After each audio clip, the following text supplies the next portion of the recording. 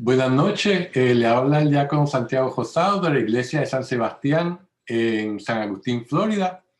Esta noche vamos a continuar con nuestras clases sobre el Evangelio de San Marcos. Vamos a comenzar el capítulo 4. Pero como siempre, antes de empezar con la clase, vamos entonces a hacer la oración para antes de leer la Sagrada Escritura. En nombre del Padre, y del Hijo, y del Espíritu Santo. Amén. Señor Jesús, abre mis ojos y mis oídos a tu palabra. Que lea y escuche yo tu voz y medite tus enseñanzas. Despierta mi alma y mi inteligencia para que tu palabra penetre en mi corazón y pueda yo saborearla y comprenderla. Dame una gran fe en ti para que tus palabras sean para mí otras tantas luces que me guíen hacia ti por los caminos de la justicia y de la verdad. Habla, Señor, que yo te escucho y deseo poner en práctica tu doctrina, porque tus palabras son para mí vida, gozo, paz y felicidad. Habla, Señor, tú eres mi Señor y mi Maestro, y no escucharé a nadie sino a ti. Amén. Bueno, entonces vamos a dar comienzo con la clase de hoy, ¿verdad? Que continuamos con el Evangelio según San Marcos.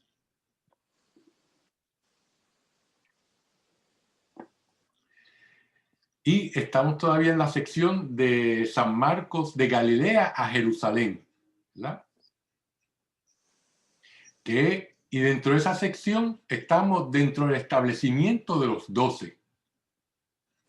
Para que se acuerden, ¿verdad? Tengamos una idea de dónde estamos, ¿verdad? Aquí le estoy presentando el diagrama por el cual nos estamos siempre dejando llevar, ¿verdad? Estamos en esta sección de Galilea, que es la sección del mensajero, ¿verdad?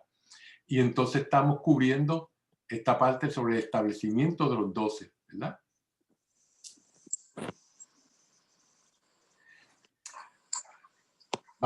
Merece un poco más de explicación la oposición acérrima de los fariseos, escribas y la familia de Jesús a la elección de los 12 por Cristo que discutimos la semana pasada. Como discutimos en la sección anterior, la razón al escoger a los 12 fue traer la restauración del pueblo de Israel. Y nos preguntamos si eso era lo que Jesús venía, ¿por qué alguien se opondría a eso? Que era algo que todos querían, aparentemente. Bueno, para explicar la posición de Jesús, tenemos que entender esta posición desde dos puntos de vista, ¿verdad? Yendo de vuelta al pasaje 3 del capítulo 3, versículo 6, donde los fariseos y herodianos se alían para planear cómo deshacerse de Jesús. Los primeros, debido a diferencias religiosas, los fariseos, y los últimos, obviamente porque no querían perder el poder al venir un nuevo régimen, que ellos eran los que estaban apoyando al régimen de Herodes, por eso se llaman herodianos, ¿verdad? Por lo tanto, pues no querían perder el poder del cual estaban disfrutando. Si nos adelantamos de acá del 3.6, nos adelantamos al 6.14, al capítulo 6, versículo 14 al 29, que claro está más allá de esta sección que estamos discutiendo, pero es importante traer la colación porque podemos encontrar la continuación narrativa del capítulo 3, versículo 6. Verdaderamente, la continuación está en el capítulo 6. Y es en donde vemos la reacción inmediata a enviar a predicar a los 12, aquí en esta sección 6 del capítulo 6. En el verbo 14 se narra que en cuanto los 12 son enviados a predicar, Herodes ya lo sabía y él estaba preocupado por este acontecimiento, ¿verdad? Porque obviamente él sabía que Jesús estaba predicando el arrepentimiento y la conversión al reino de Dios. Y pues obviamente si él era el rey, eso de que trajeran a colación a otro reino, eso no le iba a caer nada de bien a él, ¿verdad?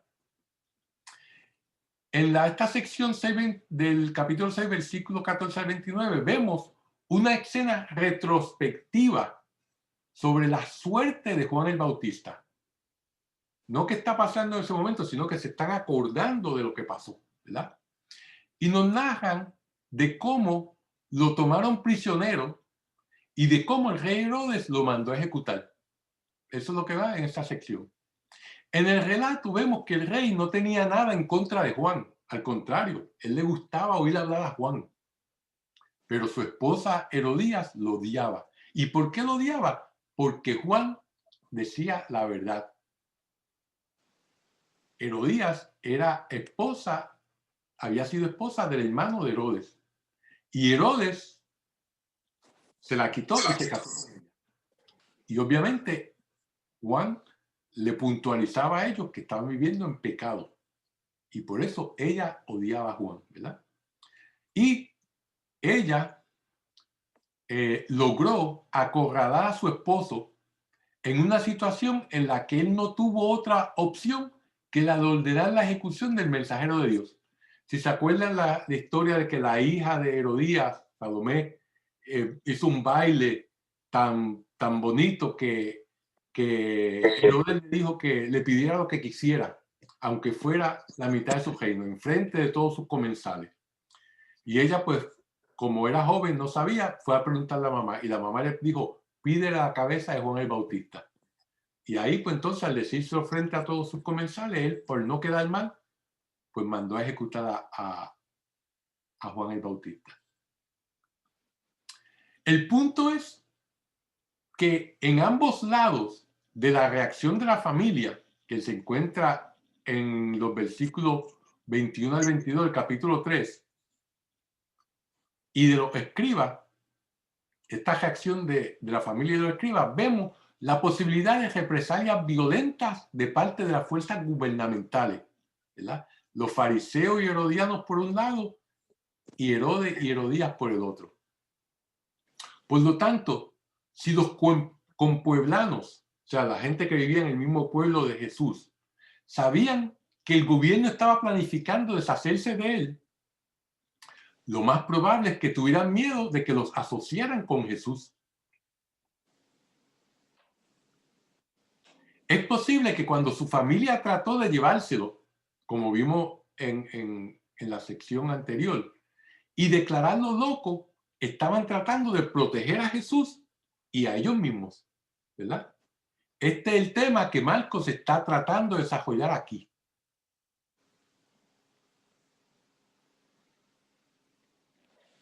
Las parábolas de Jesús son una de las características distintivas de los evangelios sinópticos, ¿verdad? Que son el evangelio de Mateo, Marcos y Lucas, ¿verdad?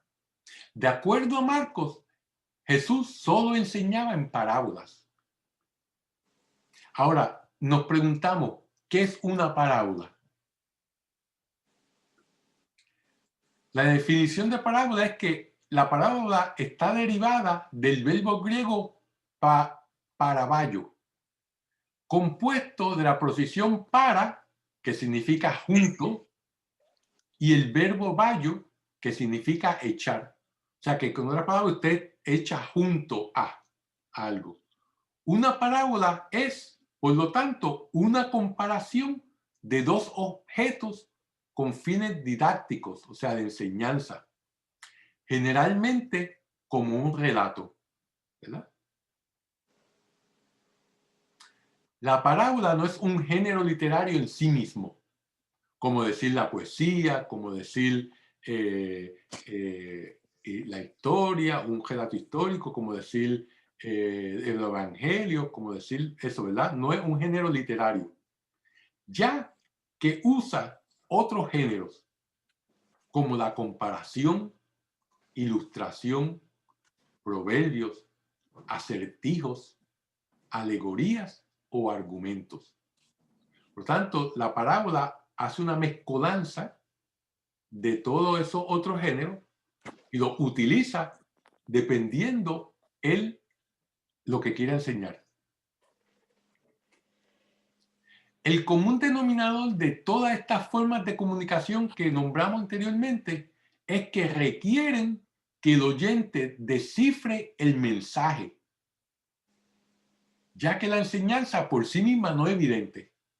O sea, que la persona que lo oye tiene que internalizar el mensaje, desmenuzarlo y sacarle la enseñanza que tiene, porque no es obvia, ¿verdad? La parábola requiere que el orador tenga habilidad en diseñar el relato. Tal vez esta es la razón de que el término hebreo para parábola sea mashal, que se deriva del verbo mandar o gobernar. ¿Y por qué esto? Bueno, es debido a que la destreza en crear e interpretar el significado de la parábola revela la maestría y el dominio del lenguaje, así también como la psicología humana de la persona que las desarrolla. O sea, que no cualquiera persona puede desarrollar una parábola. Tiene que tener alguien que tenga un dominio del lenguaje y que entienda la psicología de las personas para que pueda estructurar la parábola para que tenga el efecto deseado.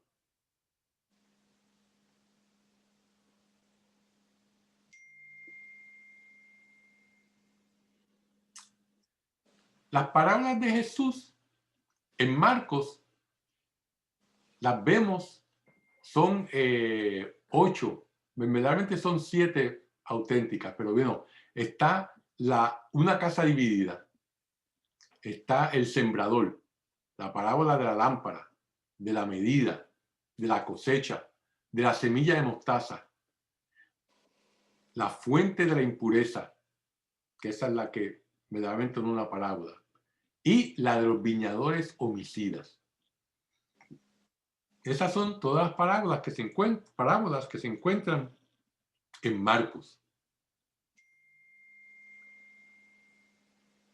Se encuentran parábolas en todos los evangelios sinópticos y verdaderamente son hasta más comunes en Mateo y en Lucas. Pero en Marcos, como vemos, hay 8 parábolas, pero solamente 7 son auténticas. Y de todas ellas hay 2 principales. Ya hemos discutido una de ellas, ¿verdad? La casa dividida, en donde Jesús hace una serie de analogías para demostrar cuán absurda es la acusación que le hacen los escribas de Jerusalén, ¿verdad? Donde los escribas decían que él podía echar demonios porque utilizaba el poder de Belcebú, ¿verdad? ¿Se acuerdan que lo discutimos la semana pasada? Y Jesús hace una explicación bien detallada y les demuestra que es bien absurdo esa acusación que le están haciendo. En el capítulo 4 de Marcos es donde encontramos la mayor cantidad de parábolas, una detrás de la otra. En Marcos 7, 14 al 17, hay un adagio. Un adagio es como un proverbio, ¿verdad? De Jesús que los apóstoles perciben como una parábola, pero en verdad no es una parábola. ¿Y esto qué hace? Esto revela la inhabilidad de los apóstoles para entenderlo.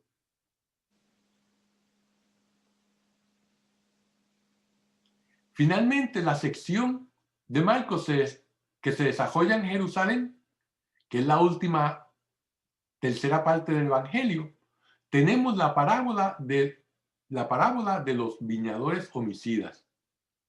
Es importante notar cómo Marcos agrupa sus parábolas en estas secciones del primer sección, Galilea, que vimos anteriormente, y la última tercera parte, que es de Jerusalén, de su evangelio. Este arreglo cumple una función en específico. Cuando comparamos las parábolas de Mateo y Lucas con las de Marcos, vemos que las de Mateo y Lucas utilizan sus parábolas como instrumentos educativos. ¿verdad? ¿Se acuerdan la parábola del hijo pródigo? ¿Verdad? ¿Se acuerdan, por ejemplo, la parábola del buen samaritano? Nos enseña a qué, a ser buenos con nuestros vecinos, ¿verdad? La otra nos enseña el perdón, la importancia del perdón, ¿verdad? Por lo tanto, Mateo y Lucas utilizan usualmente sus parábolas para educar, con la finalidad de darle formación moral al oyente y adquirir virtudes tales como la misericordia y la del perdón, ¿verdad? Ahora, las parábolas de Marcos no tienen una enseñanza moral, sino que tienen una función específica de la que estamos hablando anteriormente, y esto es único en Marcos. Y esa función específica es que son textos expositivos. Vale, ya me salió con una palabra de domingo. Vamos a ver qué son los textos expositivos, ¿verdad? Esa es la función de las parábolas en Marcos. No tanto para dar educación como Mateo y Lucas. Pues fíjense, textos expositivos el texto es aquel que aborda de manera objetiva un asunto o tema determinado, con la finalidad de dar a conocer e informar una serie de hechos, datos o conceptos específicos. O sea que fíjense que las parábolas de Marcos lo que tratan es de darnos unos datos en específico, no nos tratan de enseñar, no son didácticas, ¿verdad? En Marcos, las dos parábolas principales, la del sembrador y la de los viñadores homicidas, son un comentario por el mismo Jesús sobre lo que está ocurriendo en el momento de la narración. O sea, que él utiliza esas parábolas para dejarnos saber qué es lo que está ocurriendo en ese momento. Estas parábolas son una exposición de la trama del Evangelio, así como lo fue la primera cita de Marcos que hizo al principio del Evangelio. ¿Se acuerdan que él citó al profeta Malaquías y al profeta Isaías, los dos juntitos, ¿verdad? En los primeros versículos del Evangelio de Marcos. Y en esa cita, en esos primeros, él dio un resumen de lo que iba a ser todo su Evangelio, ¿verdad? Por lo tanto, estas parábolas nos van a decir la trama del Evangelio también, ¿verdad? Por eso debemos prestar gran atención a estas dos parábolas, en especial a la del sembrador. La parábola del sembrador es la más importante del Evangelio de Marcos, ya que explica las diferentes reacciones de las personas que reciben el mensaje de Jesús. Fíjense, esta parábola explica las diferentes reacciones de las personas que reciben el mensaje de Jesús. La parábola es un análisis psicológico de la personalidad humana, especialmente de la disfunción humana en relación a la proclamación del reino. Nos trata de explicar por qué los humanos no aceptan, no acogen la proclamación del reino de los cielos, ¿verdad? Eso es lo que esta parábola nos está enseñando, nos está diciendo. Vamos a empezar con la parábola. Vamos a leerla. Empieza en el versículo 3, ¿verdad? Del capítulo 4. Dice, escuchad. Una vez salió un sembrador a sembrar. Y sucedió que al sembrar, una parte cayó a lo largo del camino. Y vinieron las aves y se la comieron. Otra parte cayó en terreno pedregoso, donde no tenía mucha tierra. Y brotó enseguida, por no tener hondura de tierra. Pero cuando salió el sol, se agostó y por no tener raíz, se secó. Otra cayó entre abrojos. Crecieron los abrojos y la ahogaron, y no dio fruto. Otras cayeron en tierra buena y creciendo y desarrollándose dieron fruto.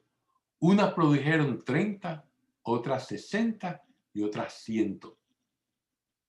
Y decía, quien tenga oídos para oír, que oiga. Palabra de Dios.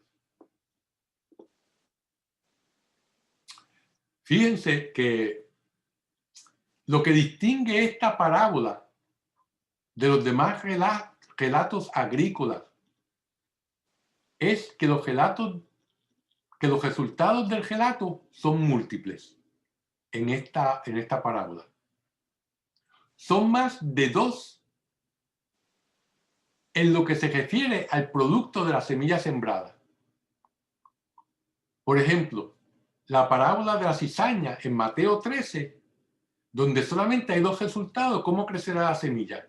Vino el enemigo, sembró la cizaña y pues cuando crecieron estaba la del trigo y la cizaña, ¿verdad? Y al final de la siega recogieron todo y dividieron la cizaña del trigo, del bueno, ¿verdad? Por lo tanto, en esa de Mateo solamente hay 2 resultados, pero en la parábola del sembrador hay múltiples resultados. Eso es la primera cosa que distingue a esta parábola. También tenemos que ver el ambiente en que se desarrolla la parábola. Es parte de la interpretación de esta. Eso es algo importante para poder interpretar la parábola. Ver en qué ambiente se desarrolla.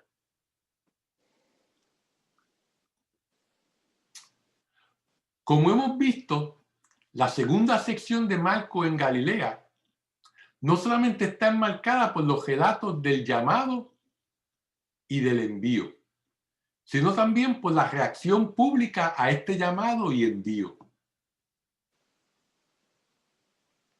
Estas reacciones producen una división entre los íntimos y los de afuera, entre los que aceptan el mensaje y los que lo rechazan. Marcos pone de relieve este punto en la reacción y comportamiento de la familia de Jesús. ¿Verdad? Fíjense, nos dice en el capítulo 3:31, dice, llegan su madre y su hermano y quedándose fuera, le envían a llamar. Estaba mucha gente sentada a su alrededor. Le dicen, oye, tu madre, tus hermanos y tus hermanas están fuera y te buscan. ¿Verdad? ¿Y qué él le responde? ¿Quién es mi madre y mis hermanos? Y mirando en torno a los que estaban sentados en coro a su alrededor, dice, estos son mi madre y mis hermanos. Quien cumpla la voluntad de Dios, ese es mi hermano y mi hermana y mi madre. ¿Ven? Fíjense cómo se compara acá en el capítulo 4, cuando dice, cuando quedó a solas, después de haber dicho la parábola de sembrador a todas las personas, dice, cuando se quedó a solas, los que le seguían, a una con los 12, le preguntaban sobre las parábolas. Él les dijo, a vosotros se os ha dado el misterio del reino de Dios. Pero los que están fuera, todo se les presenta en parábolas, para que por mucho que miren, no vean, por mucho que oigan, no entiendan, no sea que se conviertan y se les perdone. Fíjense que las palabras itálicas y en color negro parafrasean a Isaías, capítulo 6, versículo 9 al 10. Este pasaje de Isaías es la vocación de Isaías, cuando Isaías dice, cuando Dios lo llamó y él fue y él le dijo a Dios que él era un hombre de labios impuros y vino un ángel con un tizón, se lo puso en los labios para purificarlo, ¿verdad? Pues esa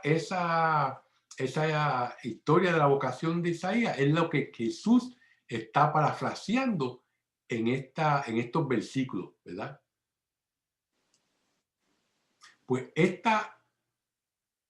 al él parafrasear esto, ¿verdad?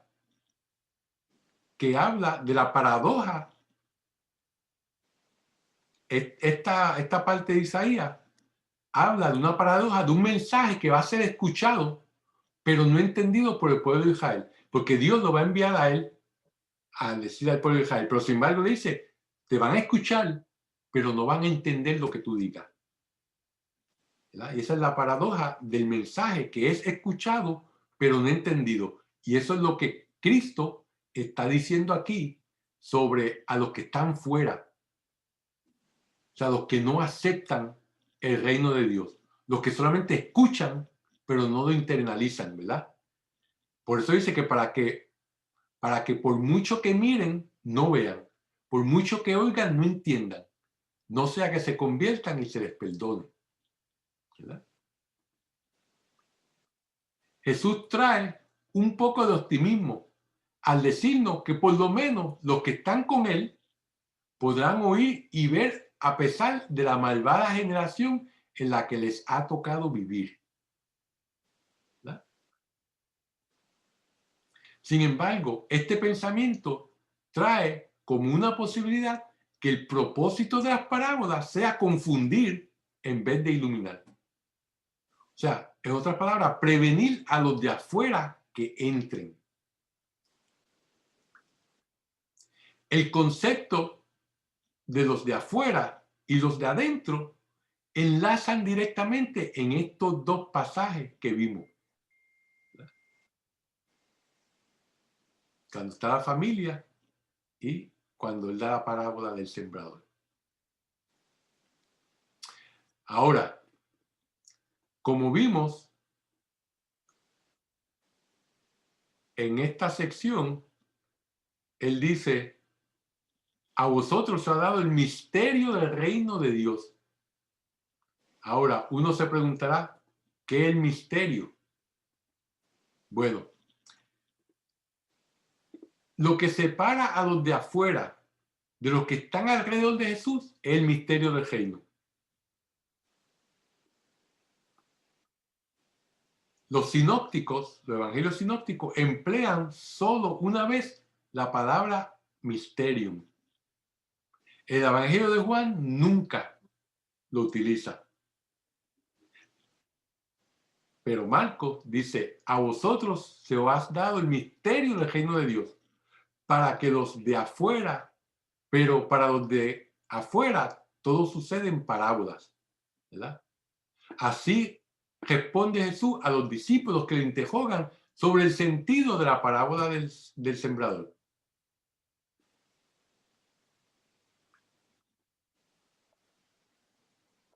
O sea que él distingue en su auditorio a los que pueden oír el misterio y a los de afuera, que por su dureza de corazón no pueden entenderlo. No es que Cristo no quiera que ellos lo entiendan, es que ellos, por su dureza de corazón, no pueden entenderlo. Según la palabra de Isaías, que vimos que decía que él parafraseó en esa parte de la palabra del sembrador, ¿verdad? Para estos, la venida del reino es un enigma, algo que no pueden entender, cuya enseñanza en parábola no revela la clave. Pero a los discípulos es dado el misterio y las parábolas les son explicadas. El misterio en cuestión es, pues, el advenimiento del reino, conforme al designio de Dios testimoniado por las antiguas profecías. Jesús vuelve aquí a un tema central de los apocalipsis judíos, ¿verdad? Como el libro de Daniel, ¿verdad?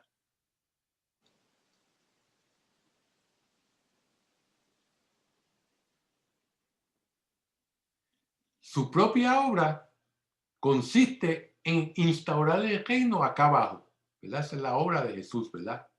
Y en revelar su plenitud, los secretos divinos que le atañen y que estaban ocultos desde la fundación del mundo, como nos dice Mateo. Con él queda acabada la revelación, puesto que se cumplen las promesas. El misterio del reino está presente acá en la tierra en su persona, O sea que la persona de Cristo es el reino de Dios, ¿verdad? Y en él está toda la revelación de Dios. Por tanto, después de Jesús, no hay más revelación divina. Porque con él se llevó a la plenitud la revelación de Dios, ¿verdad? Pero por eso mismo, la humanidad se divide en dos. Los discípulos lo acogen, los de afuera le cierran el corazón. Tan sencillo como eso. Cada cual hace su decisión, así como los ángeles hicieron su decisión, ¿verdad? Y por eso Satanás, pues, se quedó con una tercera parte de los ángeles, lo siguieron, como dice el Apocalipsis, ¿verdad? Así también los seres humanos nos dividimos entre los que aceptan el mensaje de Dios y los que los rechazan, ¿verdad?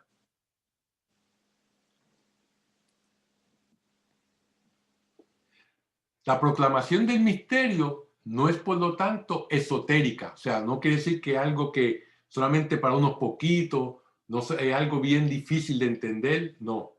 Eso era lo que la herejía de los gnósticos hacían, ¿verdad? Sin embargo, el velo de las parábolas no se descoge sino para los que pueden oírle. Aún para estos, entrar en el misterio no es cuestión de inteligencia humana, sino de un don de Dios. Recuerden que siempre la iniciativa la toma Dios. Siempre Dios es el que nos llama. Siempre Dios es el que está detrás de nosotros. Él nos da el don de que nosotros lo busquemos, ¿verdad? Pero no quiere decir que el que lo quejamos, el que nosotros lo busquemos, no quiere decir que sea nuestra iniciativa. Siempre la iniciativa está de parte de Dios, ¿verdad? Por lo tanto, no importa cuán muchos libros leamos, si Él no nos da el Dios, si Él no nos da el don, ¿verdad? El regalo, la gracia, no vamos a poder entender el misterio del reino de Dios. Ahora, vamos a ver la explicación de la parábola del sembrador. La parábola del sembrador es la que hace posible el entendimiento del reino de Dios. Fíjense que la semilla es la palabra proclamada por el mensajero de Dios. Los diferentes suelos o terrenos son las diferentes respuestas humanas que determinan el éxito del mensaje recibido.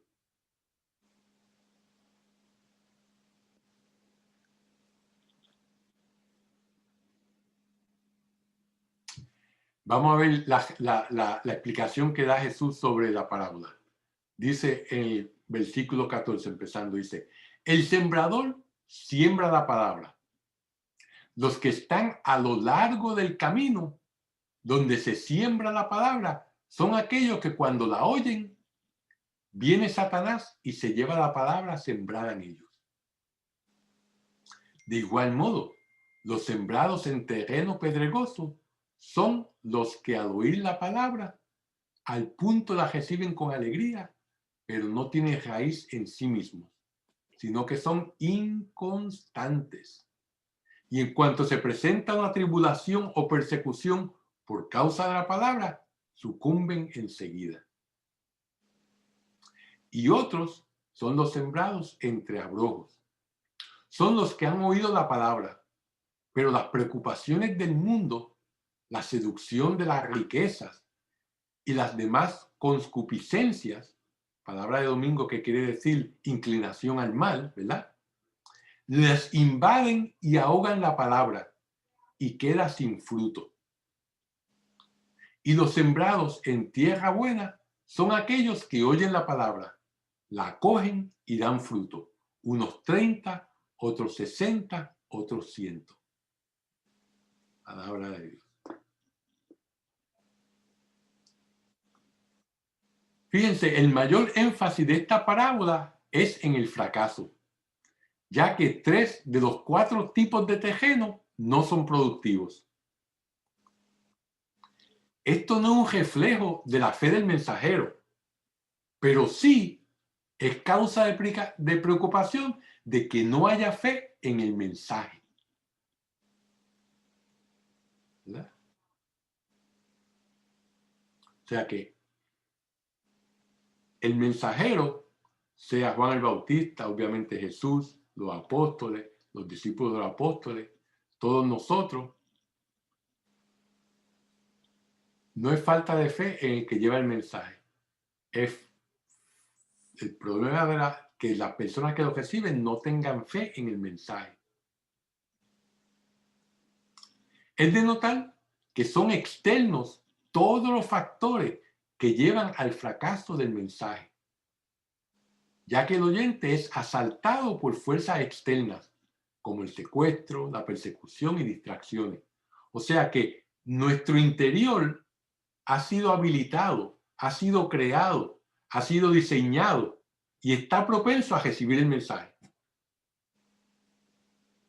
Ahora, si nosotros nos dejamos que las fuerzas externas de las persecuciones, las distracciones que nuestra sociedad nos tiene, ¿verdad? Nos dejemos que nos quiten la palabra que se nos da, pues entonces, pues ahí es que entonces entramos en problemas. Pero todos son factores externos, fíjense. Sin embargo, no se da una explicación de la razón por la que la palabra proclamada tiene éxito,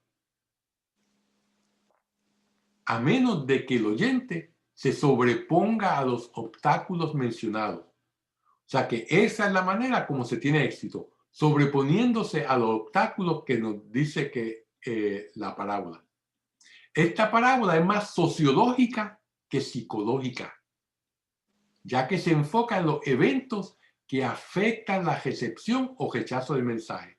O sea que no está, esta parábola no va a la psique, a lo que está dentro de la mente de la persona, sino que esta parábola nos está describiendo cuáles son esas fuerzas externas a nosotros que nos previenen el que nosotros aceptemos el mensaje o que si lo aceptemos no lo retengamos. Por eso es que se dice que es una palabra más sociológica, o sea, lo que está pasando en nuestra sociedad, en vez de lo que está pasando dentro de nosotros, en nuestra mente, ¿verdad? Si la parábola del sembrador es la clave para interpretar todo el Evangelio de Marcos, ¿cómo debemos de analizarla para leer el gesto del Evangelio? Ahí es que está el meollo, ¿verdad? Hay tres preguntas que debemos de aplicar a cada situación de este Evangelio. Y estas son. La primera, ¿quién es el sembrador? Para poder analizar el Evangelio, nos tenemos que preguntar quién es el sembrador. Bueno, en algunos casos el sembrador fue San Juan el Bautista. Después Jesús lo sustituyó. Y él es el sembrador en esta parábola de la cual leímos, ¿verdad? Pero también los discípulos de Jesús que él elige, también son los sembradores.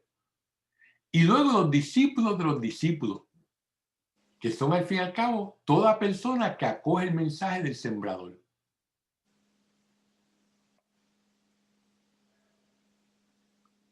Después nos tenemos que preguntar qué tipo de suelo ilustra un personaje.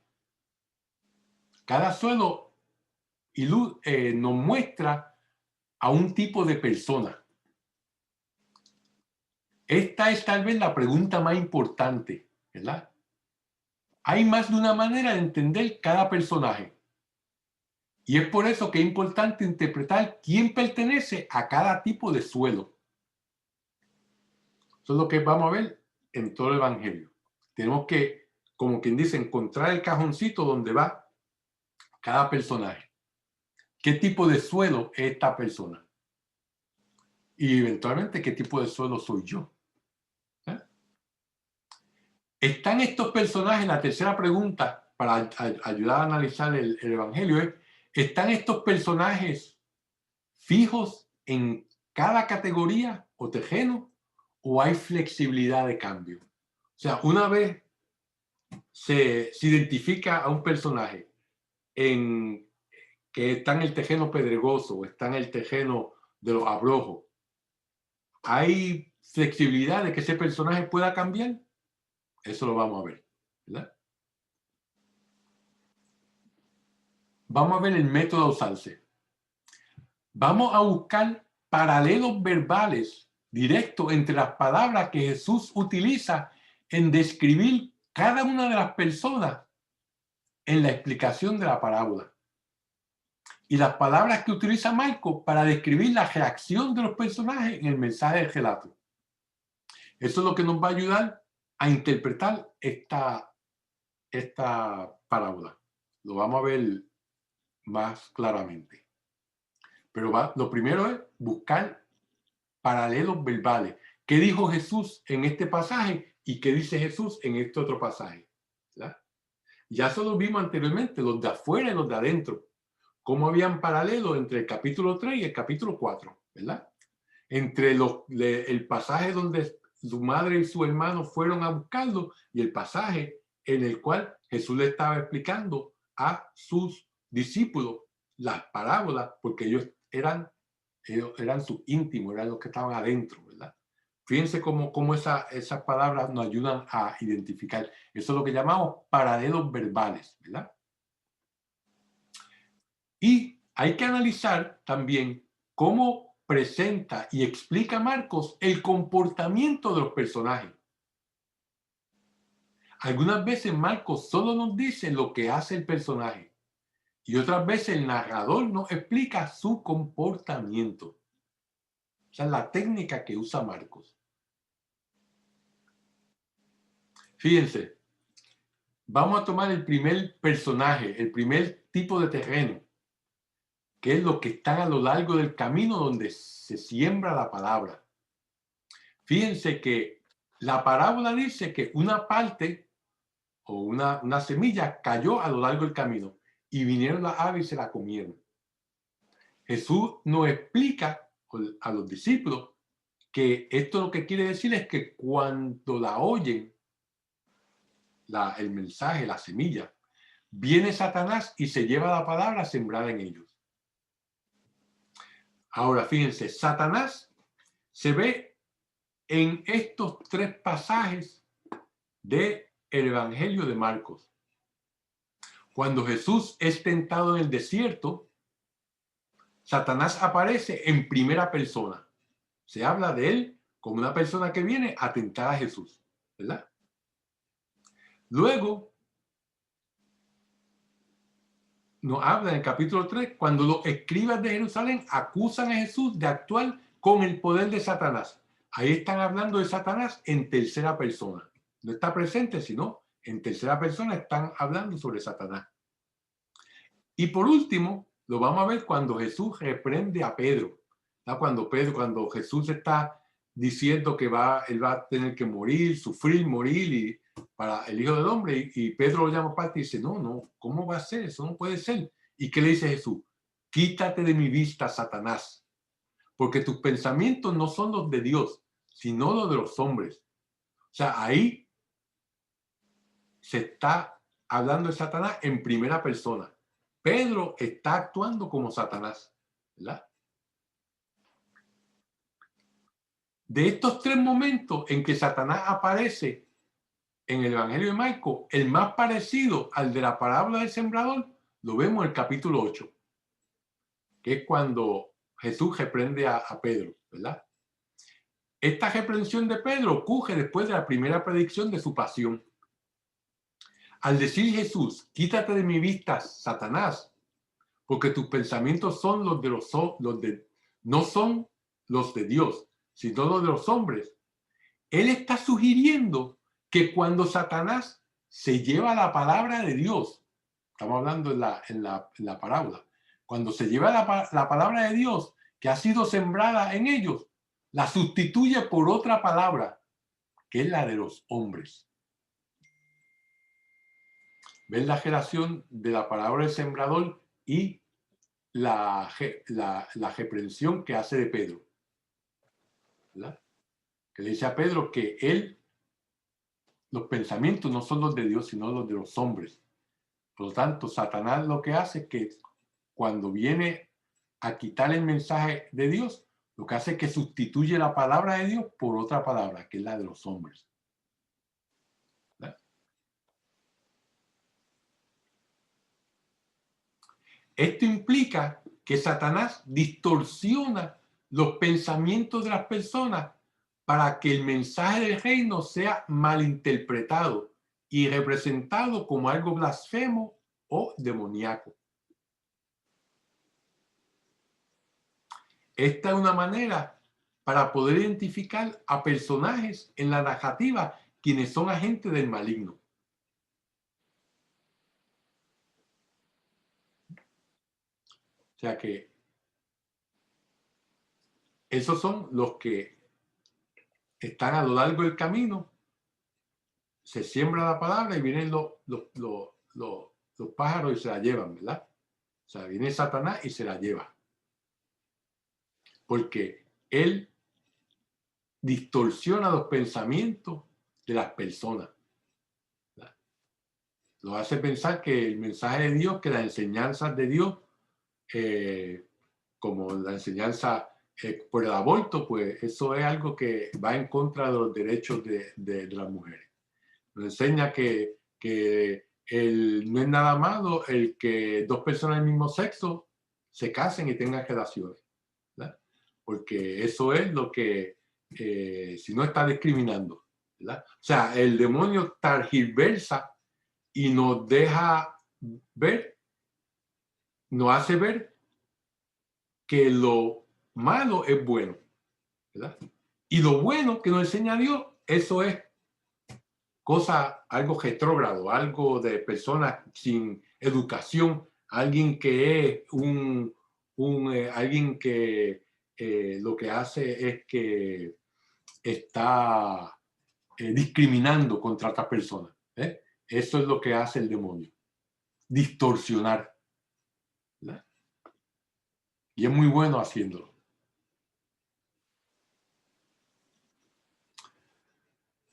La segundo tipo de terreno, que son los sembrados en terrenos pedregosos. Como se acuerdan, la semana pasada habíamos hablado de que esto era un juego de palabras para Pedro, ¿verdad? Porque el nombre de Pedro es piedra, pedregoso en griego, y como quien dice, estaba tirando una pullita a Pedro, ¿verdad? A utilizar terreno pedregoso.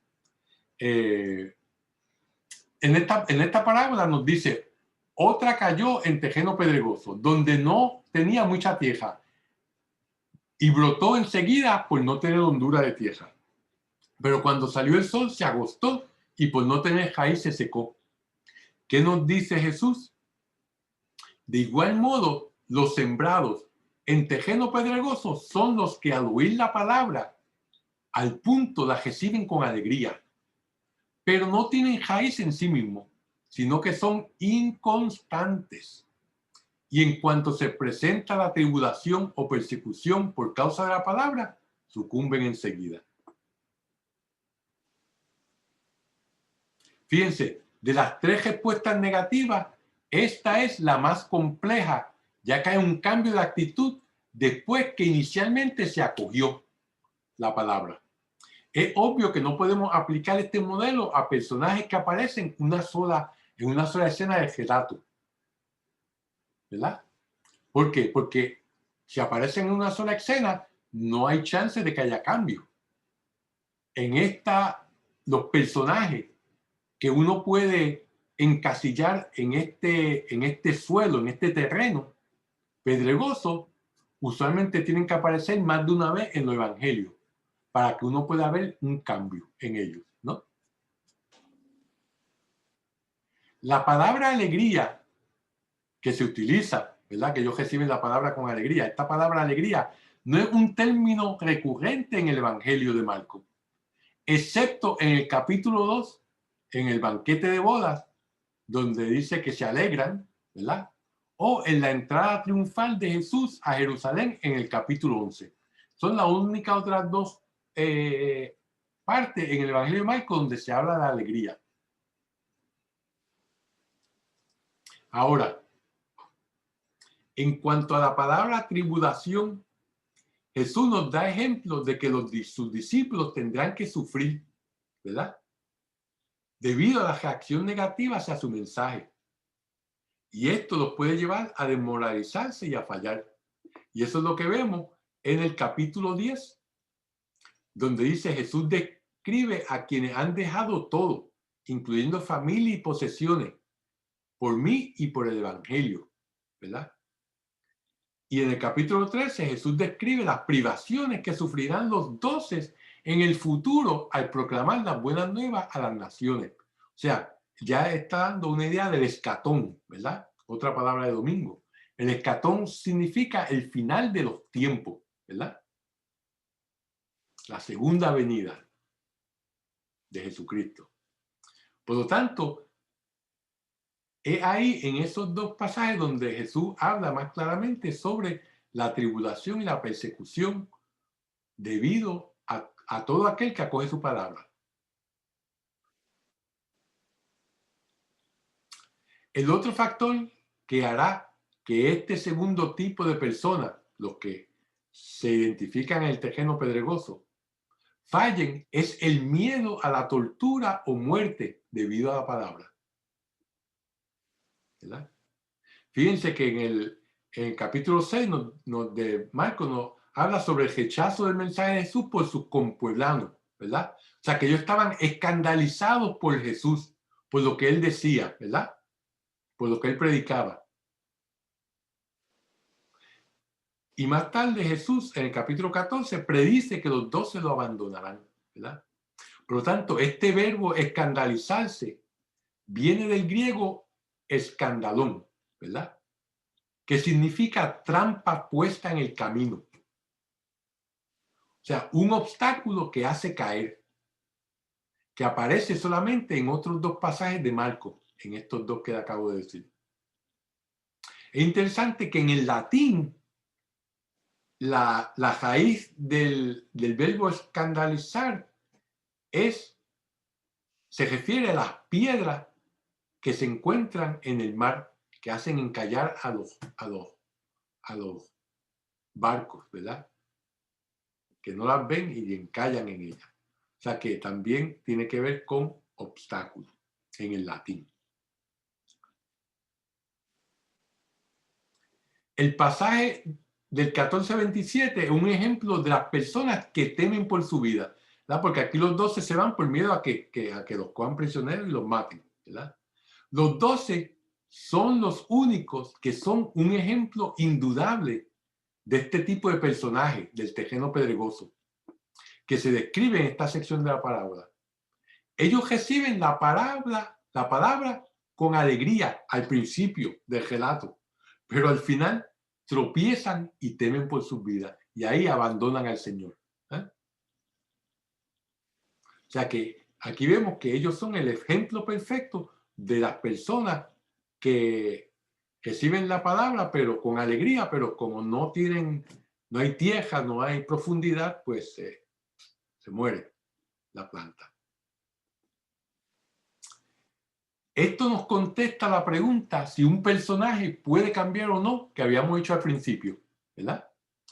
El mejor ejemplo es San Pedro, ¿verdad? Del fallo o tropiezo de los 12. Cuando negó a Jesús en el capítulo 14 y en el capítulo 8, cuando es la personificación de Satanás. Fíjate, Jesús le dice: apártate de mí, Satanás, como quien dice, tú tienes a Satanás dentro, tú estás siendo el portavoz de Satanás que me está tentando para que yo no pase por mi pasión y muerte, ¿verdad? Pedro es un personaje que prueba que el cambio es posible. Esto se puede aplicar a los 12 también, ¿verdad? El tercer personaje o suelo es cuando cayó entre abrojos, ¿verdad? Nos dice, otra parte cayó entre abrojos. Crecieron los abrojos y lo ahogaron y no dio fruto. Después nos da la explicación, ¿verdad? A diferencia de las previas dos partes de la parábola, no hay un sentido de urgencia en esta parte.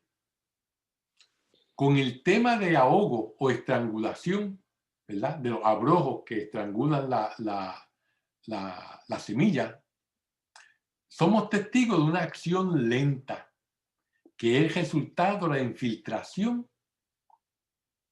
por varias distracciones fatales.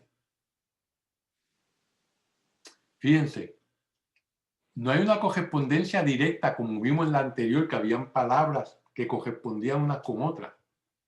Pero nos habla aquí de las preocupaciones del mundo, de la seducción de la riqueza y de las demás concupiscencias. Como dijimos, concupiscencia significa la inclinación al mal, ¿verdad? Solamente se utiliza más frecuentemente para las tentaciones sexuales, las personas que caen en tentaciones sexuales, esa inclinación a las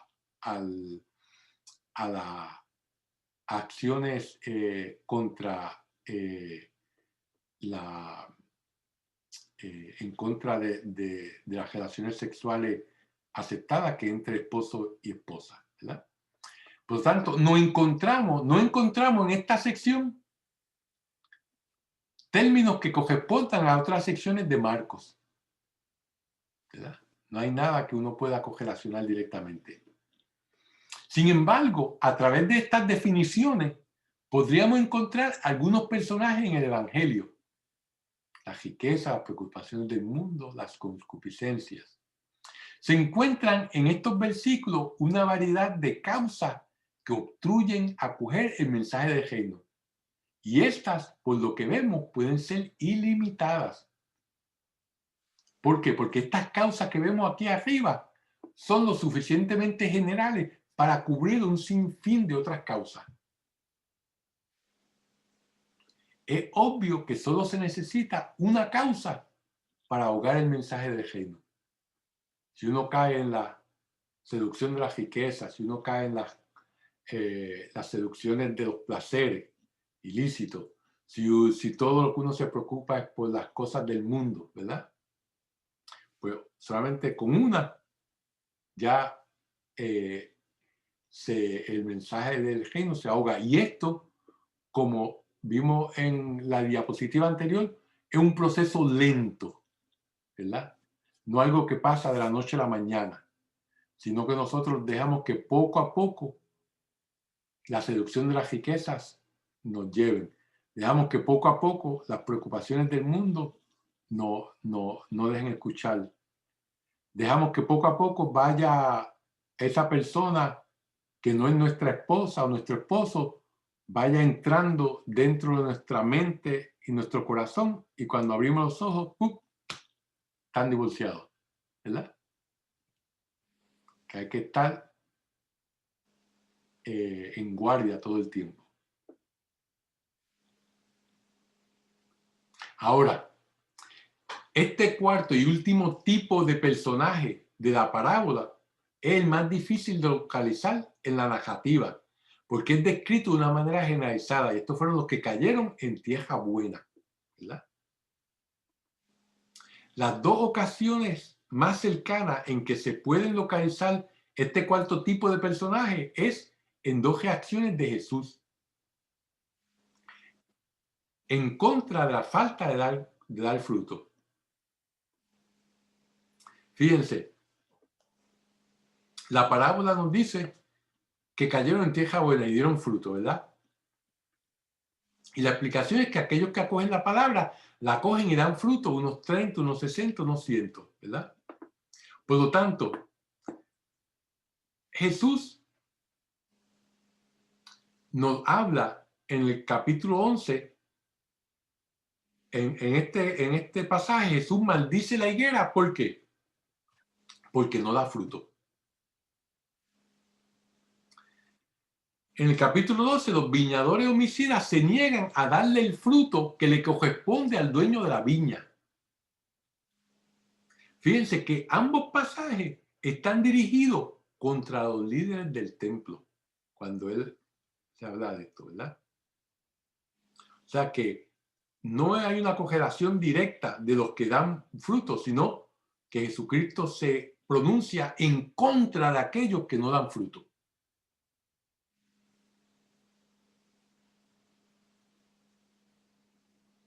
El lenguaje, por lo tanto, no nos ayuda a encontrar el tipo de personaje de esta cuarta sección de la parábola, ¿verdad? Como habíamos visto en la correlación de los de afuera, los de adentro, ¿verdad? Lo más probable es que esta sección podamos incluir a los oyentes del mensaje.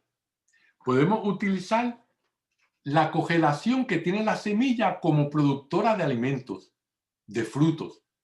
La palabra es una semilla de Dios que dará fruto en los oyentes, que al ser transformados positivamente, a su vez llevarán el mensaje del reino a otras personas. Ahí es que podemos ver la relación de la semilla con los que aceptan la palabra de Dios, que aceptan la semilla de Dios y dan fruto.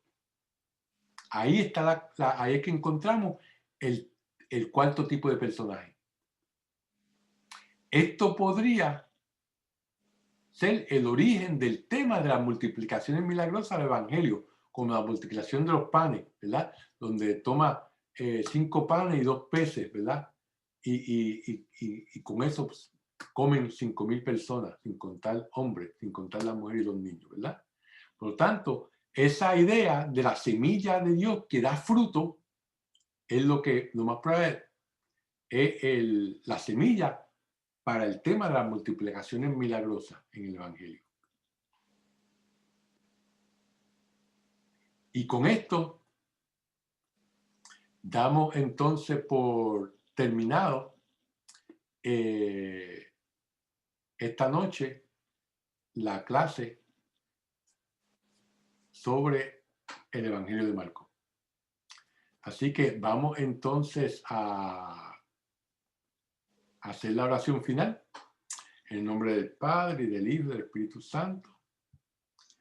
Dios te salve María, llena eres de gracia, el Señor es contigo, bendita tú eres entre todas las mujeres, y bendito es el fruto de tu vientre Jesús. Santa María, Madre de Dios, ruega por nosotros pecadores, ahora y en la hora de nuestra muerte. Amén. En nombre del Padre, y del Hijo, y del Espíritu Santo. Amén. Que Dios los bendiga. Que tengan una feliz Navidad.